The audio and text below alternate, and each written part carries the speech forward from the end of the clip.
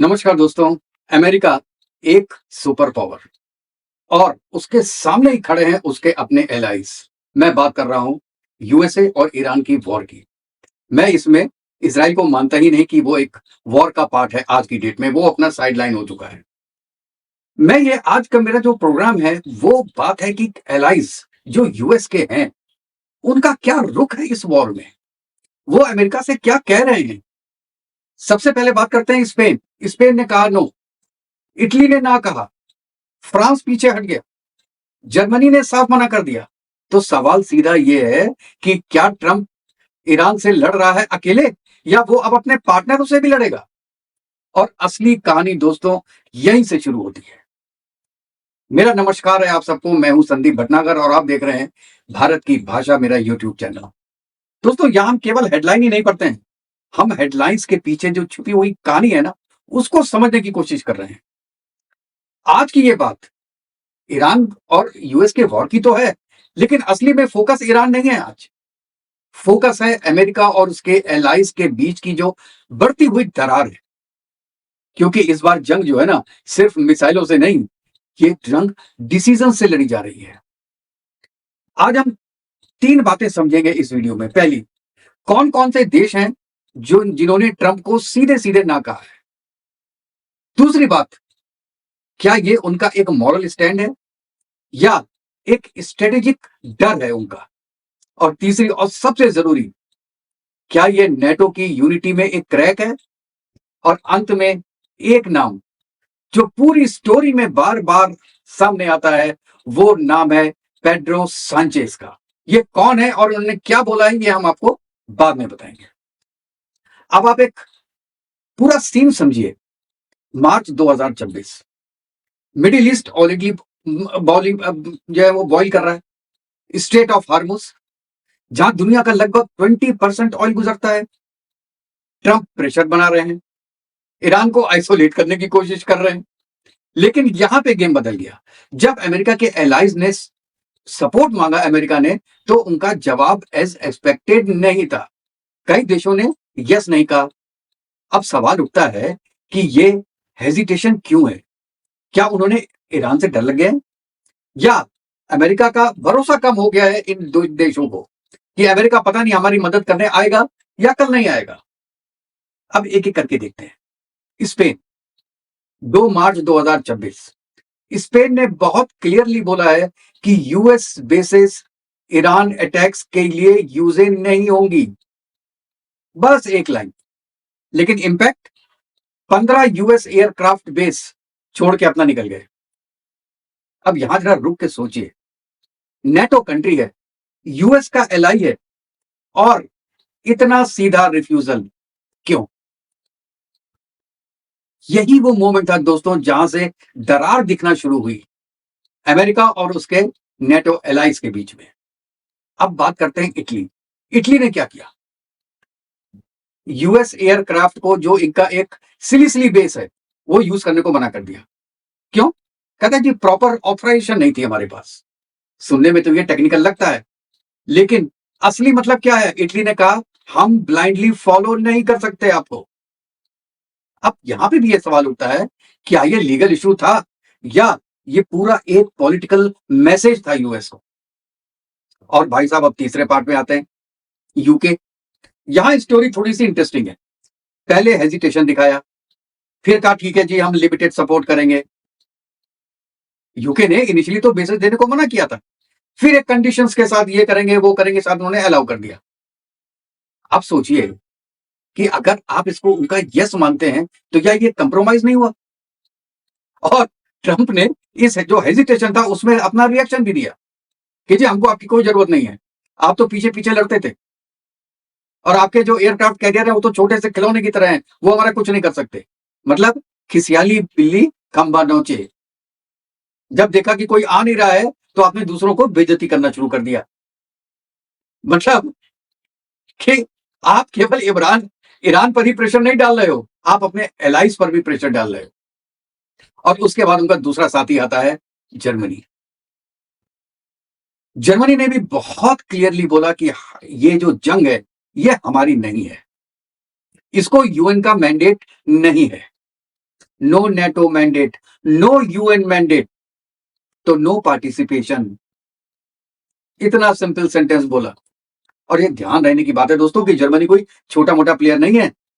अगर जर्मनी पीछे हटता था तो इसका मतलब कि ये सिर्फ डिसीजन नहीं है, ये एक बहुत बड़ा सिग्नल है यूएसए को। और जर्मनी तो छोड़ो, उसके साथ साथ फ्रांस भी अब पीछे नहीं रहा।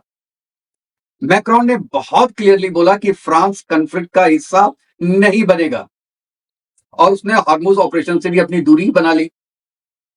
और फिर एक और स्टेप, इजराइल को यूएस के जो वेपन्स हैं उनको ट्रांसफर करने के लिए जो एयर स्पेस चाहिए था वो भी फ्रांस ने डिनाई कर दिया। अब सोचिए, क्या ये सिर्फ एक न्यूट्रलिटी है या बहुत एक शांत अपोजिशन है पूरे एलाइज की तरफ से कि हम ट्रंप को डिसअप्रूव करते हैं। ट्रंप की थ्योरी जो वो यूनिलैटरल वे में डिसीजन ले लेते हैं, we are not with him.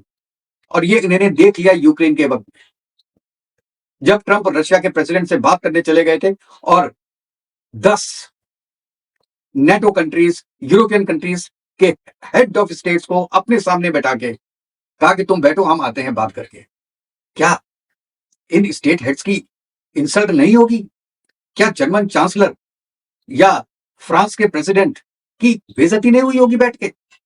हाँ, बोले नहीं, वो मन में तो रखा और सोचा होगा कि ठीक है, जब मौका आएगा तब हम बताएंगे। और ये मौका था, क्योंकि यहां पे यूएस ने ना ही यूएन की अप्रूवल ली, ना ही नेटो की अप्रूवल ली। नेटो क्या कहता है? नेटो कहता है कि अगर कोई कंट्री आपके ऊपर अटैक करे तो आर्टिकल 5 चालू हो जाता है, दैट विल बी एप्लीकेबल। लेकिन अगर आप बिना पूछे किसी कंट्री पे अटैक करते हो तो यार ये हमारी वॉर थोड़ी ना है। हमने वर्ल्ड वॉर 2 में आपके साथ लड़के देख लिया, हमको क्या मिला? हम तो केवल आपके टकपूंजिया बन गए, आपके पीछे पीछे चलने वाले कठपुतली बन गए। जैसे आपने कहा वैसे हम नाचते रहे, अब नहीं नाचेंगे। चलिए एक और कंट्री देखते हैं, आइसलैंड। आइसलैंड छोटा देश है, लेकिन उसने बड़ा कदम उठाया। आईसीजे में जो जेनोसाइड केस में इंटरवेंशन था, वो सीधा मैसेज था दोस्तों कि हम लीगल फ्रंट पे खड़े हैं। आपको पता है ना ये गाजा के बारे में, आईसीजे में चला गया था। अब सवाल ये है कि ये सब जो चीजें हो रही है, क्या ये कॉन्सिडेंस है या पूरे ग्लोब का एक मूड बदल रहा है दोस्तों? अब असली बात पे आते हैं दोस्त। ये स्टोरी ईरान की नहीं है, ये स्टोरी है, आप मेरी बात मानिएगा, अमेरिका की डिक्लाइनिंग कंट्रोल की। पहले जो एलाइज थे वो ऑटोमेटिकली साथ में आते थे। अमेरिका समझता था ये तो हमारे साथ हैं ही। यूके कभी हमसे अलग हो सकता है, जापान कभी हमसे अलग होकर सोच सकता है। लेकिन आज की डेट में यही कंट्रीज कंडीशंस लगा रही हैं, सवाल पूछ रही हैं, हेजिटेशन शो कर रही हैं। और यही एक बहुत बड़ा टर्निंग पॉइंट होने वाला है अमेरिका की पॉलिटिक्स में, यूनिपोलर की से लेके मल्टीपोलर तक का सफर। उसमें ये जो कंट्रीज हैं, नेटो कंट्रीज या यूरोपियन कंट्रीज हम बोलें, इनका बहुत इफेक्ट होने वाला है। अगर हम इसको टेक अवेज बोलें तो सबसे बड़ी बात है कि यूरोप जो है वो अब ऑटोमेटिक सपोर्ट के मूड में नहीं है। दूसरी बात, हर कंट्री का अपना खुद का नेशनल इंटरेस्ट होता है और वो खुद का नेशनल इंटरेस्ट सबसे पहले देख रहा है। और तीसरी बात कि ट्रंप की जो प्रेशर पॉलिटिक्स है वो अब काम नहीं कर रही है। अगर थोड़ा बहुत काम कर भी रही है तो उसके साथ बैकलैश भी लेके आ रही है। लोग नहीं मान रहे हैं, और अगर मान भी रहे हैं तो किसी प्रेशर के तहत मान रहे हैं ट्रंप की बात।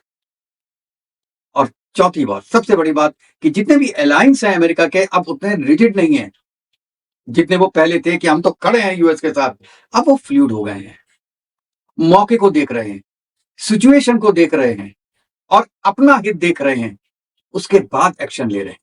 क्योंकि आज अमेरिका के जितने भी एलाइज हैं उनको यह पता चल चुका है कि अगर हमारे ऊपर बुरा वक्त आया तो अमेरिका हमारे साथ खड़ा हुआ दिखाई नहीं देगा। अमेरिका अपने इंटरेस्ट देखेगा। और ये ट्रंप ने बार बार बार बार कह के ये चीज प्रूफ कर दी है कि we are not with anybody, we are only with America. तो ऐसे में बाकी एलाइज क्या करेंगे यार? वो अपना नहीं सोचेंगे। जर्मनी में 4 गुना रेट हो गए हैं एनर्जी के, वहां पे मुश्किल से लोग जी रहे हैं, अमेरिका तो मजे कर रहा है। जर्मनी तो ये सोच रहा होगा यार हमको ये एनर्जी दे रहा है 4 गुने रेट में, मतलब इसने हमको ही धंधा बना दिया, हमसे ही धंधा खींच रहा है और हम बिक रहे हैं क्योंकि हम एलाइज थे। लेकिन अब उनको रियलाइज हो चुका है भाई साहब कि ऐसा नहीं है। और अब मैं लास्ट में बताता हूं कि मैं इसके बारे में क्या सोचता हूं। दोस्तों, ये जो वॉर है, ईरान वॉर, ये केवल एक वॉर नहीं है, ये अमेरिका की लीडरशिप का एक टेस्ट है और उसका रिजल्ट आज की डेट में अगर मैं सोचूं तो मिक्स्ड है। स्पेन जैसा देश लाइन खींच रहे हैं कि भाई ये हमारी लाइन है, जर्मनी दूरी बना रहा है, फ्रांस अपना कैलकुलेशन कर रहा है, यूके बैलेंस कर रहा है और यही रियलिटी है।